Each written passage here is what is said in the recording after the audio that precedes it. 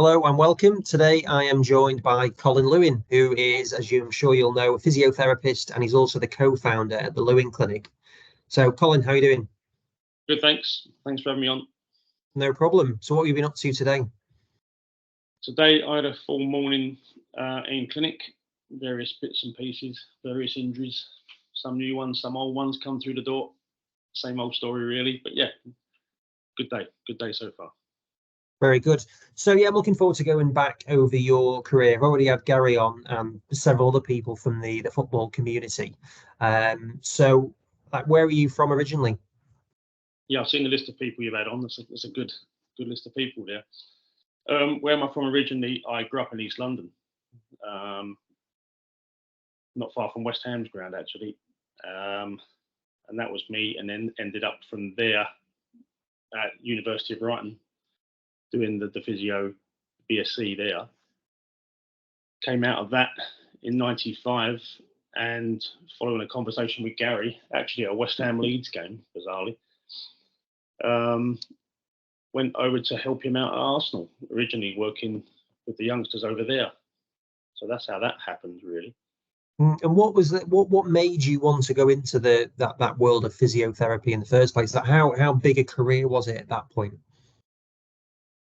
The strange thing was, when I was doing A levels, I picked some A levels that I thought I was good at. I hadn't really had any idea about a career at that time, and was having conversations with various people, like everyone does, about what next.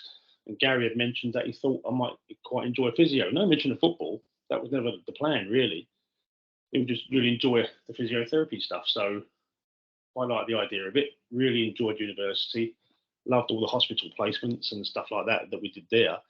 And I suppose the plan would have been into a London hospital, one of the big teaching places, and go from there. The plan wasn't really sport, particularly, although you're often going to have an eye on it. And then it happened probably sooner than it should have done. And sort of fell into the working with the youth team. There was no academies then as such. Working with the youth team, reserve teams at Arsenal, and that's really how it happened. And then, yeah, it was a 3 or 4 year period that went very quickly from I don't know what I want to do to I'm qualified. Here I am at Arsenal. It was a quick transition, really. So when you went into, was that the Rioch era then? If you went in '95, was he there then? So that was like in a real transitional period for the club. You getting the likes of Bergkamp in and yeah, we joined the same day. Funny enough. Me and a few of those players were all our first day was together, and yeah, it was Rioch, and he did about 15, 16 months there. So who else joined on your first day then? I think it was Dennis Bergkamp, David Platt. Someone's going to correct me, I'm sure, some stato somewhere, but I'm pretty sure it was Dennis Bergkamp, David Platt at the old training ground, which was very, very basic for people that have been there. Yeah, and it was a time where Arsenal were doing okay. They'd been in a couple of European finals in the few years before, but it was a very different place to what it ended up being years later. And how big a football fan were you then? Yeah, I was not a player. Let's get that right. I played football, but to no level. Yeah, no, I was going to a lot of Arsenal games, mainly through Gary, really. Just going to watch games. I mean, I'd been to a lot of West Ham fans as a youngster, and then started going to Arsenal in my very early teens, just because the tickets were available. And yeah, so not some huge mad Arsenal fan, but to go in there and work there was really good. It was a good level of club with really good players that had aspirations of Europe, of course. And so what was it like? I mean, going in like Bergkamp, that a lot of people cite that as being a massive, massive shift of getting someone over from Inter, wasn't it? He signed from, but also like David Platt, again, huge name English player. So from your perspective, you're only quite a young guy. How did you feel? Were you like overawed, or like what was your general feeling? Not really. I spent a lot of time with Gary there in the years before. When I was a student, I was doing bits and pieces there in the holidays. And, I was working mainly with the kids in the reserves. I was helping Gary out occasionally. But, yeah, you'd see these players every day. It didn't really mean there was no overawed, really. It was, a great togetherness with the staff at that time. Really good youth team with really good coaches looking after the youth team, the Pat Rices of the world, who, just made the day a good place to be. And it was, I was mainly with the reserves and the youth team at that stage. Were there any players who were the players that came through into the first team from those then? Good question. Fairly soon after I joined, I suppose Ashley Cole would have been coming through. Yeah, you're testing me there now. I'm looking through my first couple of youth teams. I'm not sure anyone did, to be honest. Not sure anyone did. No, the first few youngsters to come through would have been the Ashley Coles of the world, really. Wasn't he a striker? I'm sure I heard somewhere that he was a striker. Way back perhaps, but no, I wouldn't know about that. I think in the Arsenal youth teams, he was certainly a fullback. Yeah. And so going into that, like in terms of the environment, what was it like in terms of the shift from, you've got someone like Bruce Rioch, who people might say, I don't know much about, but like more of an old school type manager, which may be right or wrong, to then having Wenger coming in? Like, how did that differ? Difficult to say, really. I think I wouldn't say Bruce Rioch was particularly old school at all. I think Arsenal was just a new face that none of us had heard of. We were assured that he was, a good, fair man who'd done well in various management roles before. I mean, the English football world was quite insular then. We knew England and that was it. Didn't know much else about the rest of Europe, let alone the world. And Arsenal just came in and was sitting back and seeing what needed to change, really. There was no big, massive changes. A couple of changes in training, perhaps. Preparation was very big on the professionalism thing, but then so was Bruce Rioch. I think Arsenal's benefit was that the training ground burnt down within a year of him being there. So suddenly we didn't have this real old school changing rooms type area with a bit of a gym set up out the back. It burnt down. So we had to stay at a local hotel, base ourselves at a local hotel every day called Sotwell House. And that's where we were from the season 97-98 when we won the double. We were based in a hotel. We had to get a bus down every day to train on the pitches, all back on the bus, covered in mud and stuff, back to the hotel to get changed. We had a medical room set up there and everything. So in that year, Arsenal would have been instrumental in thinking, right, we're not going back there. We're going to get our own training ground. And a lot of things happened, including the sale of Nicholas Anelka for, 23, 24 million, I think. And with that money, the club cleverly invested in a load of land and built this wonderful new training ground, which we all had a part in helping to design. So that was the biggest thing that Arsenal had on his side, was Arsenal. A fire at the training ground on a very windy night, which basically burnt it to the ground and probably set in motion the building of the training ground as it is now. And so when you're looking to put something together there, it did feel like it from an external perspective that things were changing. The Premier League was getting more and more mature. So did you see a shift from the medical and training setup? Was that changing a lot at that point? Well, we had better facilities suddenly. I mean, the original training ground was very basic. Certainly no swimming pool, no hydro pool. Certainly no purpose-built gym. All the basics that you expect now at a Premier League training ground just weren't there. Now, I know we're going back 25 years, but it wasn't there. So the facilities thing drove it, of course, because suddenly we had much better pitches to train on. We had our gym, how we wanted it. There was a hydro pool, a much bigger medical room, so it wasn't so busy and bumping into each other. So from the facilities side, that was good. Then we started to get a couple more staff in place. The academy system started to come along, and we put an academy physio in place. I then moved up to the first team around that time, 98-ish, to be Gary's assistant as such with the first team. And yeah, I suppose that changed. Slowly staff numbers started to increase. Facilities were much improved. And I suppose that was the big turning point, really, when that change around the training grounds was a big feeder for everything else. I think, because then the nutrition improved, of course. We could have our chef doing our food at our times. So it all fell from there, really, like one big domino. Mm. So yeah, so sort of the timing kind of was all, there's a couple of different things going on with Wenger and the training grounds. Yeah, having our own training ground allowed him to put in place what he wanted. If he wanted certain gym sessions or certain preparation sessions to happen, they could at the new training ground. Wouldn't have been so easy in the old one. If he wanted his nutrition, again, wouldn't have been so easy in the old one. Yeah. I say his nutrition, you know, the advice we had from nutritionists at that time. Mm. So yeah, it was obviously winning the double in '98 helps things. That helps buy some belief, doesn't it? So I think that certainly helped him with getting his message across. And Yeah. then, you know, he did very well in the years after that.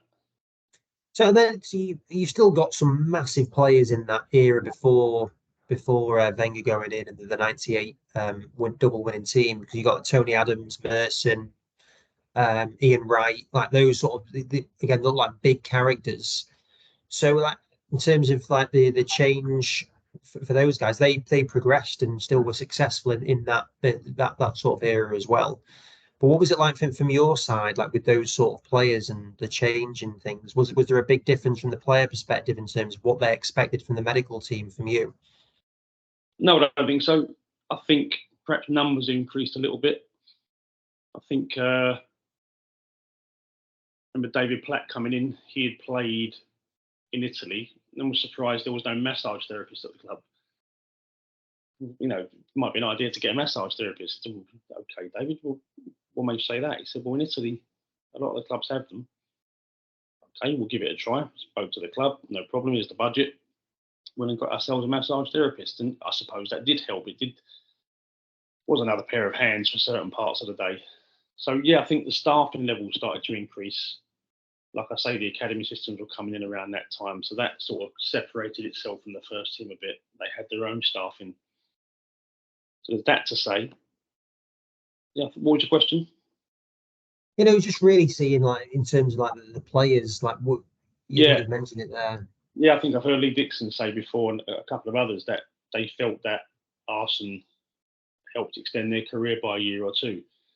Now that would have been driven by perhaps a bit more thorough in regards to preparation, warm-ups, strength sessions, recovery days a bit more structured, and also Arsenal for a period was letting the over 30s go in. There was a certain training session every now and then. Well, over 30s, in you go. You know, which had no great science behind it, but in his eyes, you lads have done enough now, in you go. So, you know, the day you were hitting your 30th birthday, a lot of players are thinking, lovely, I missed that last 20 minutes of that session. So, yeah, I think sending in Tony Adams, Lee Dixon, Steve Bold, Martin Keown, sending those boys in sometimes when a session was perhaps towards the riskier side for them. Did it buy them extra time? We'll never know, but they certainly think so. Then we'll come on to more the modern day as well. But again, you look at those players that you've mentioned, they seem like sort of big personalities. And how different have things changed in terms of the players' mentalities? Or I don't know, because there's obviously the media is massive now, and it's how much is it blown out of proportion? Like, do the characters change much from the players, do you think, from then to now? Excuse me. I don't think so. Not really. I think it's easy to look back at those four I've named there and think, oh, they're English. You know, and there's a big English core then. But no, I don't think so. Obviously, it became very multinational, international around that time. I think when I joined, there were 3 foreign players in the squad. When I left, there were 17, 18 different nationalities. So, you know, in that 23 seasons, one thing that very clearly changed was the diversity and demographic of where the players were coming from. So I don't think you can say no, just because they were English, they were a different mentality, really. I think we had some real strong characters that came in, French, Dutch, Russian, whatever. So no, I don't think so. I think that's a slight media-fed myth, really. Yeah, and then like you mentioned some of those like Vieira, Petit, and Overmars, those guys again, just absolute icons of the game. And so at that point, probably the Premier League wasn't seen as like the pinnacle, which it probably is now. So when they were coming over, in terms of like David Platt saying about massage therapists, were they coming to you saying they expected this, or there were different inputs that they were getting that they were guessing at Ajax or Milan or Not whatever really, it would not be? really. No, not really. I think David Platt was the only real example because he was considered a senior player. You know, he played a lot for England by then. He was a senior player who had his thoughts on it and came to see us. But we weren't getting lots of players knocking on the door saying, we did this at Ajax, we did this at Marseille, wherever it was. So no, that wasn't really happening. I think it was still considered a big club then. And you're talking about my very early years, so it's hard for me to fully remember. But the players you mentioned there were in my first 5 years. So this always helps when you're winning games. In that 98 to 2004 period, whatever it is, we did win an awful lot. So I think whatever message you're putting across, I think people start to buy in because you're looking at results and thinking, well, it's working. Mm. It's not always the case, is it? But it helps get your point across. Yeah, some of the players not even mentioned, Henri and those sort of players, but they're obviously super talented players, physically great, technically really good. From a mentality perspective, did you see anything in them that obviously there was something in them, but like what were the particular mental characteristics that you saw that helped to be successful? That's a tricky question because I think it was more the team at the time rather than the individuals. I think you can talk about the mentality of Jens Lehmann and where do I stop? I can name many, but I think it was the togetherness of that team really. I mean, it's obvious to go to the Invincibles, isn't it? But I think that team in 2002, which won the double, winning it at Man United, and a lot of trophies were won in that period. A lot weren't won, but we were very close for most of those 6-7 years to winning a lot of trophies. So it was a team thing. It wasn't particularly an individual mentality in my memory, anyway. Of course, you need a group of individually strong mentally players. But I think, looking back, all the Invincible documentaries that have been out recently that you've seen have always talked about that togetherness of that team, whether they were senior or the younger boys like the Fabregases and the Senderosses and the Colo Tourés. Mm. The leaders is the biggest thing. If you've got a group of experienced natural leaders, whatever that means, I think if you've got a group of 3 or 4 leaders, you end up self-policing. You don't need to worry about discipline. You don't need to worry about people being late. You've got a dressing room that's policing itself. And we did have a real big group of senior leaders, 5 or 6 players in that squad, which made it easy. Yeah. And does it put pressure on you in the medical department? Like these guys coming in, I'm sure they'd be like assertive, know what they want. Do they put pressure on you to be developing them, or how does that work from the medical standpoint? No, I think every now and then you get one coming in who would want a bit more than he was given and would be wanting, I've heard about this bit of equipment, why can't I have this? And that gym should be better. But as long as you got on with the main hub of senior players, you'd be constant conversation with them. Yeah, I think it wasn't really a pressure. I think there were times when we had to increase the numbers, where we got a 3rd physio in, for example, or a 2nd massage therapist. But as long as you're listening to them and the club are backing you with budgets for that and the manager's happy, I think you can always react to what the senior players want. As long as you agree with it, believe in it, and the club are behind it as well. Mm. And how does the dynamic? We did an article, sorry to interrupt, me and Gary, on the changing landscapes of sports medicine. So we compared Gary's 1987 season with Arsenal when he was there to my 2017 season. So it was a comparison of 30 years apart, one season at a football club. And we did like a flow chart in it of the change in staffing levels, and it was nuts. The way staffing blew up around psychologists, nutritionists, podiatrist input, number of physios, number of massage therapists, strength coaches, and the way it blew up, it was unbelievable in the mid-2000s. For the right reasons, but it was a huge difference in 30 years. I actually loved it in the chat with Gary. I think he was saying about when they went to Anfield, with the famous Michael Thomas goal. Basically, there was like three of them. Was Yeah, it George Graham? Was it Don Howe? Was he the other one? George Graham, Theo Foley, the assistant manager. I think there was a kit man. Gary, that might have been it. Yeah, no, I just think, Yeah, I mean, nuts. how incredible to be a part of like such an iconic thing of English football. I'm an Everton fan, so I enjoyed that moment as well. So, um, so yeah, that is really interesting then, because I think seeing the shift of it between 87 and 17, I'm sure it is massive. And like you were, you've kind of seen a big change as well in that time period. Mm. Do you have a preference of, did you enjoy one more than the other, or like from your own personal perspective, what were your thoughts on like the working in both? I think you enjoy it, and I think any physio would say this, you enjoy it when it's your team.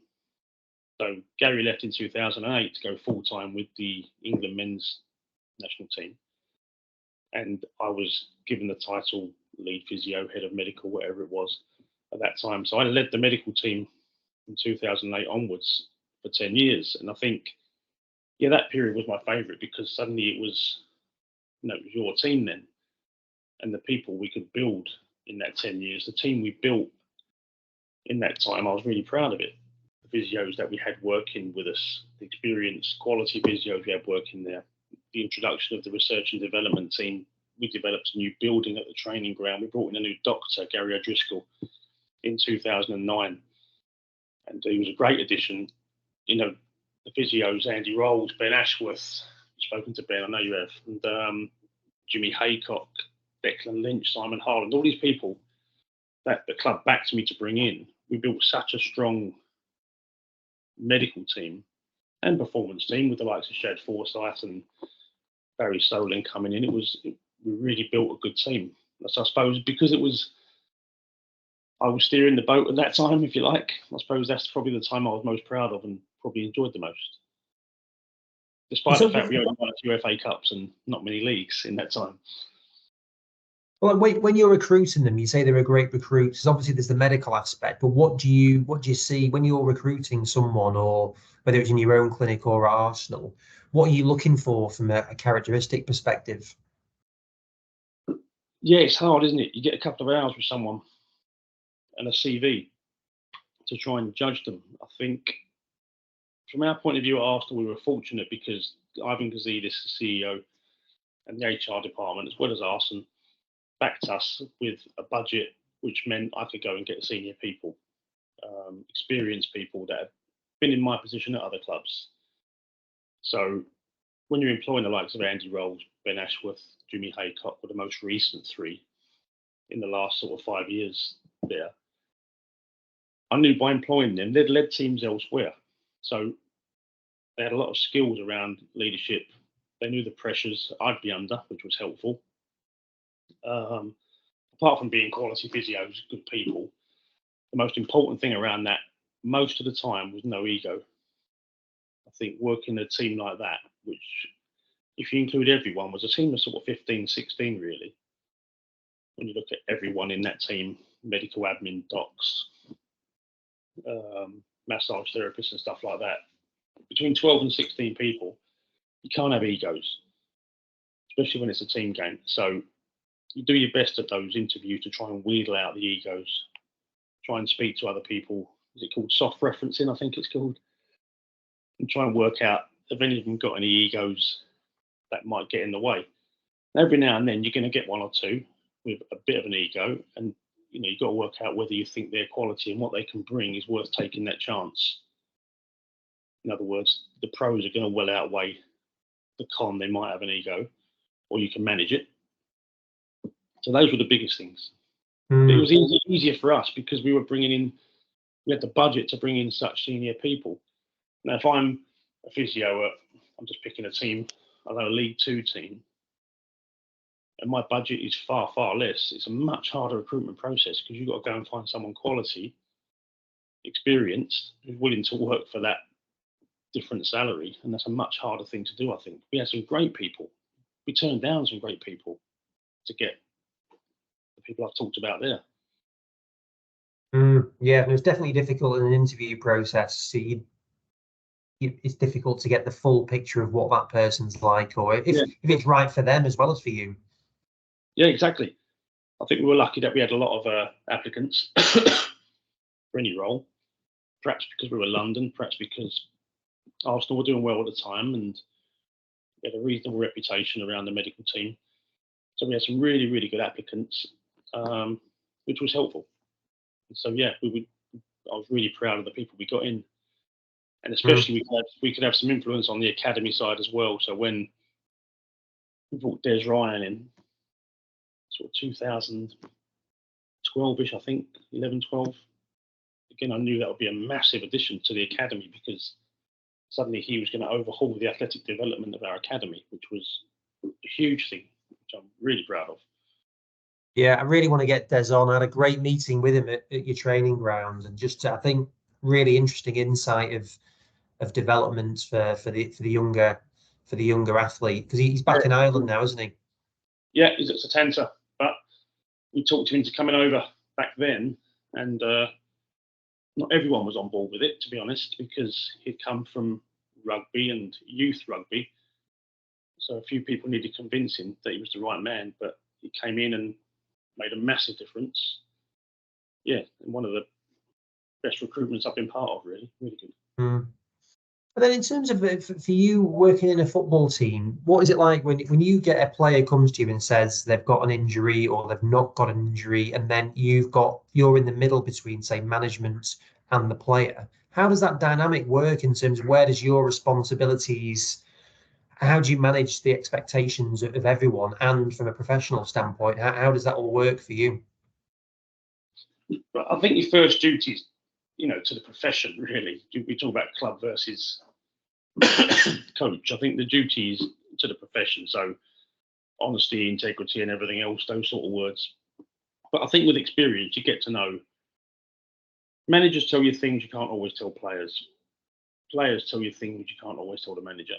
And I think knowing what level that filter needs to be at, because there has to be a filter. There's some things players tell you the manager has to know, and vice versa. And so I think that's just an experience, really. So the helpful thing we had with Arsenal was being with him so many years. I think it was much easier to build trust. Now, if I'm at a club that's changing its manager every year, 18 months, just as you're starting to build some trust and that manager's starting to trust and respect your view and your opinion and your decisions, they get sacked and you start again. So I think we were very fortunate that Arsenal was there for so long that we could build that trust, which helped me enormously, because even if I didn't always get it right, Arsenal might have trusted that view and the player might have trusted that view. So that's a big thing, I think, is building that trust. Yeah, and then I was going to say, in terms of like the R&D, so that the research department. So when that was being talked about, what was the remit given to you or the guys that were involved in building it? No, there wasn't no remit. There was no remit. I think I met with a fellow called Alan McCall, who's a sports science background, research background, and he was working at Lille in France at the time. I think he'd been at Celtic before, Liverpool before.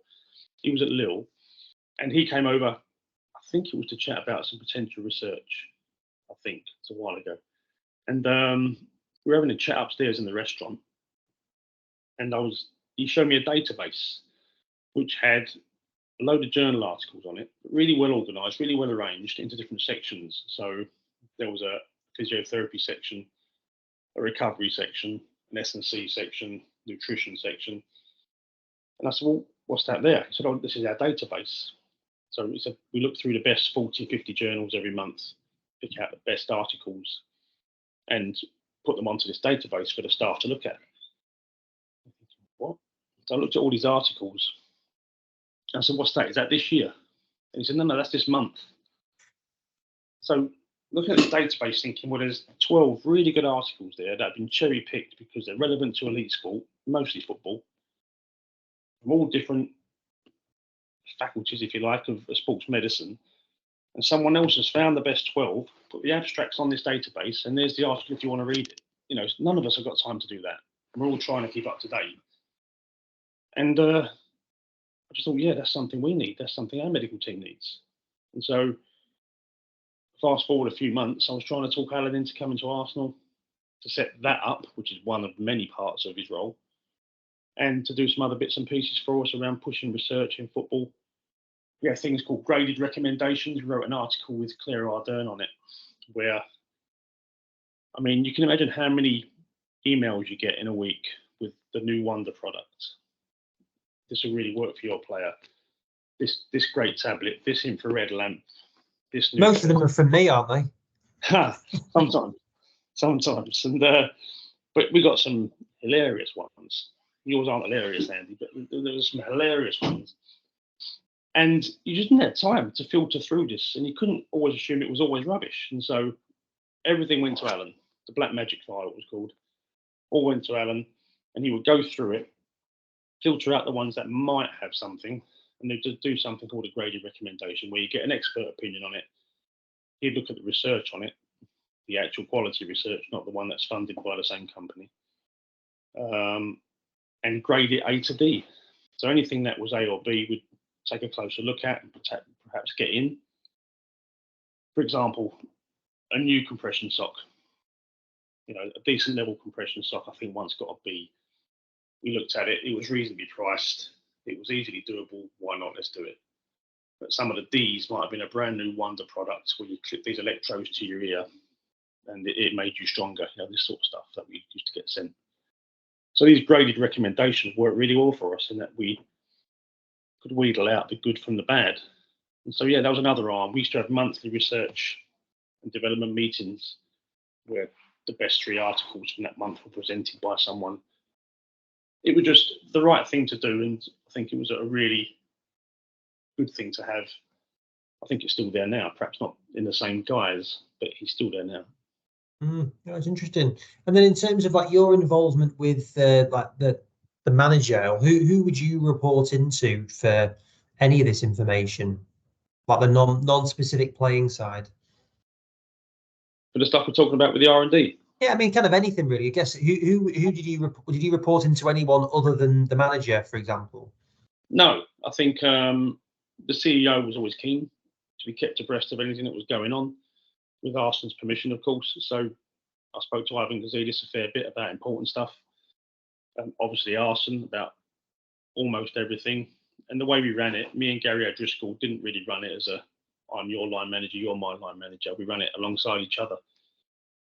And so, yeah, between me and Gary, we would answer upwards really to Arsenal and Ivan Gazidis, really.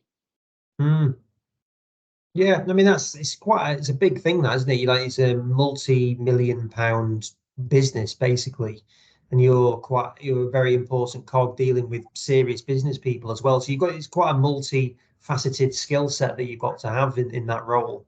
Yeah, I think if you're the head of that particular department, yeah, but I think that's the same for anywhere, isn't it?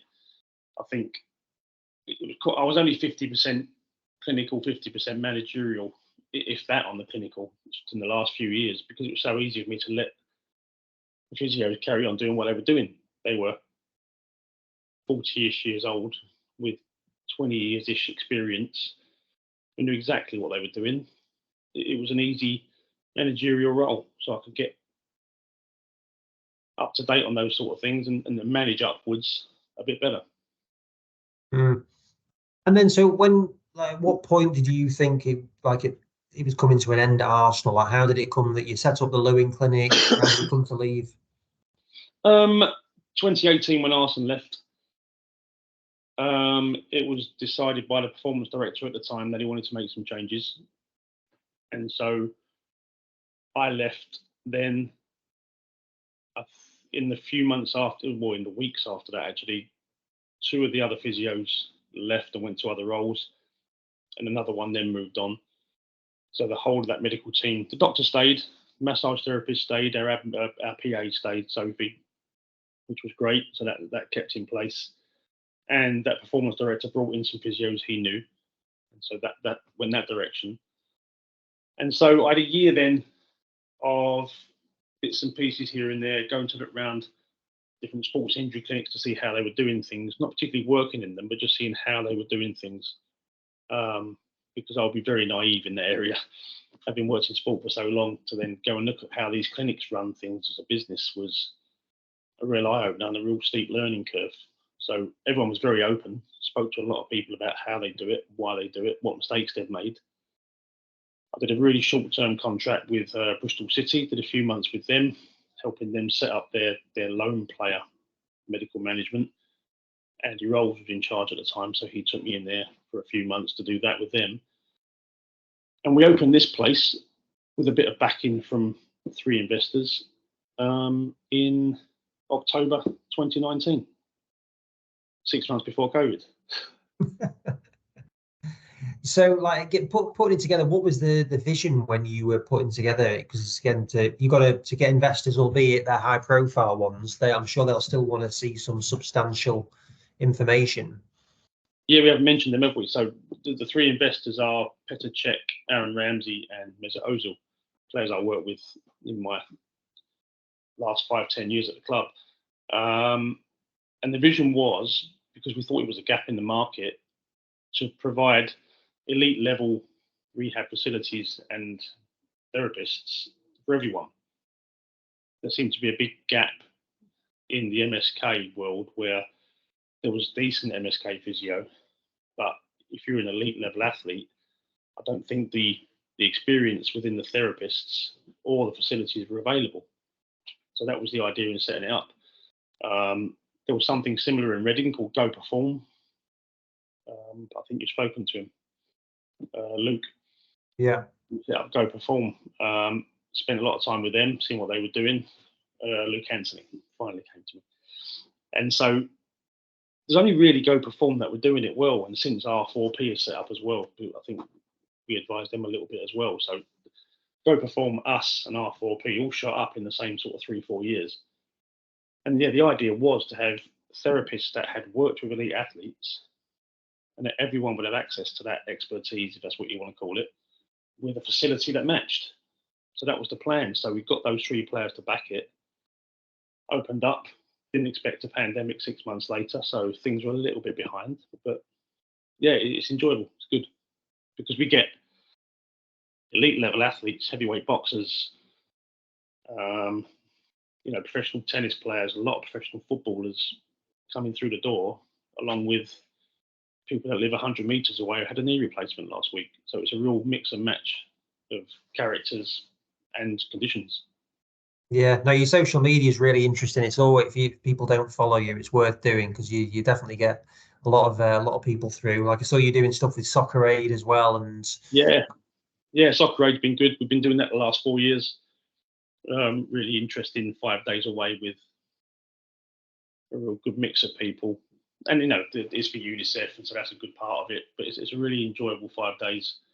Football's not top level, but the people are a good laugh, and that's really a really good fun 4 or 5 days. And then, so how's it been for you then? So previously you're employed, it's still going to be a high pressure environment. You're working for a top Premier League team. How do the pressures change from that to having your own business and investors to report into and that sort of thing? I think we're lucky that the investors are fairly quiet. We inform them what's going on every few months with reports and numbers and stuff like that. So we're lucky on that side. I think the job itself is just a lot more, I've said this to a few people recently, it's a lot more emotionally stable. It's so the physiotherapy side of things, there's a lot less ups and downs.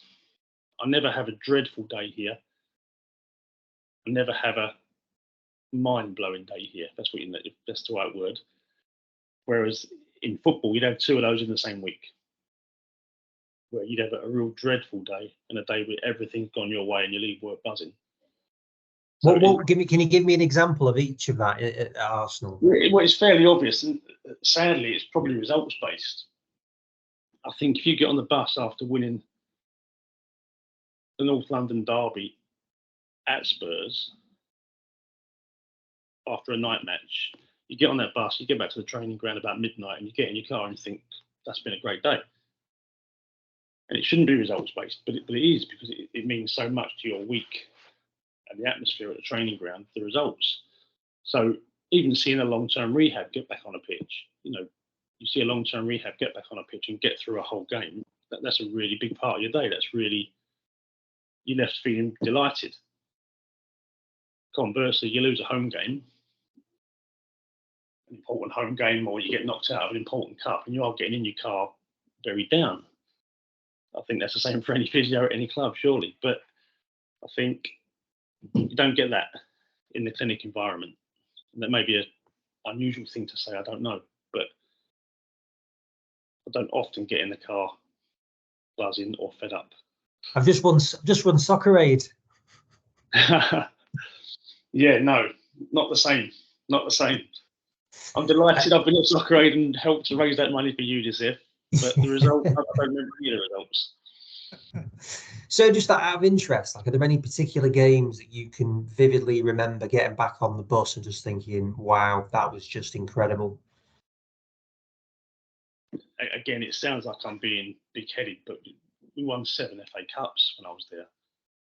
So we lost one, and that's the one you remember annoyingly. Michael Owen, Liverpool, 2001, I think. But yeah, 7 FA Cup finals. To get back on a bus with the cup at Wembley, to go back to the training ground, well, sometimes it was Cardiff, but yeah, it doesn't get a lot better than that.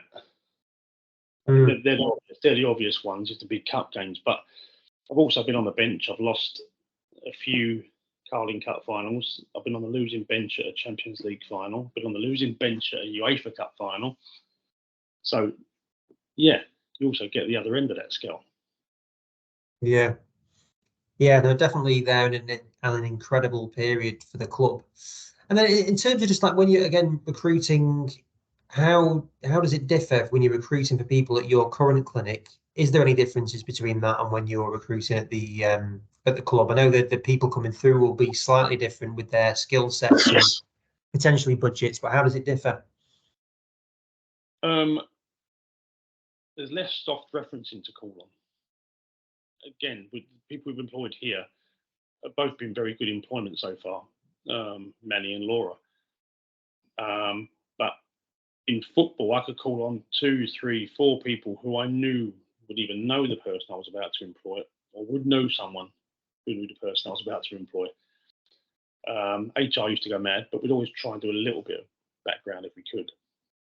So I think here we were looking for experience, attitude, work ethic, all the things you look for in football. But ego was less of an issue because in a clinic, you're in a room most of the time one-on-one or in the gym with them. But the constant connect, if you like, is one-on-one. So if Laura or Manny had a bit of an ego, I'd be much more likely to take a chance on them in clinic because their ego with them in a room with someone else is fine by me. They haven't got to work so much as part of a team like you did in elite sport, I don't think. That's the thing that jumps to mind, really. In clinic, obviously, we're looking for vast experience with some links to sport, ideally, because we're a sports injury clinic, and it helps that they've both worked in a level of sport.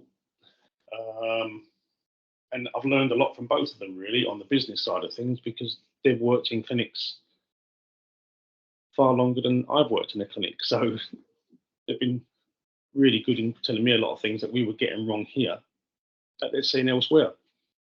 So I think, yeah, they were good employment so far, but again, it's hard. You don't get the level of applicant, if you know what I mean. We're just a clinic, a sports injury clinic in East London, Essex now. We're not Arsenal Football Club.